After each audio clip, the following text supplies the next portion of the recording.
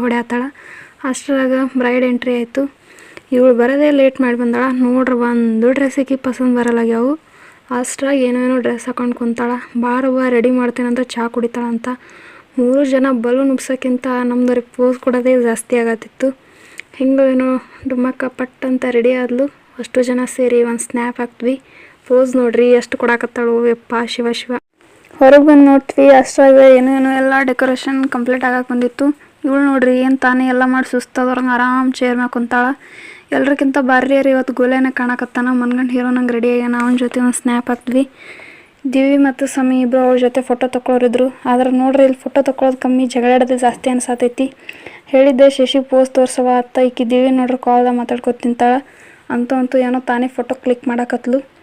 ಇಲ್ಲಿ ನೋಡಿದ್ರೆ ಪಾಪ ಬ್ರೈಡ್ಗೆ ದೂರ ನಿಂದ್ರಸ್ಯಾರ, ಎಲ್ಲರೂ ತಾವೇ ಫೋಟೋ ತೊಗೊಳತ್ತಾರ. ನಾನು ನೋಡಿದ್ರೆ ಬ್ರೈಡ್ ಜೊತೆ ಸ್ನ್ಯಾಪ್ ಹಾಕಾತೀನಿ. ಭಾಳ ಡೇಸ್ ಆದ್ಮ್ಯಾಗ ಶಶಿಗೆ ಮೀಟ್ ಆಗಿದ್ವಿ. ಮನ್ಗಂಡು ಸ್ನ್ಯಾಪ್ ಹಾಕೋದು ಜೋರು ನಡೆದಿತ್ತು. ಎಲ್ಲಕ್ಕಿಂತ ಬಾರಿ ಪೋಸ್ ಅಂದ್ರೆ ಅವ ಕೊಡಾಕತ್ತ.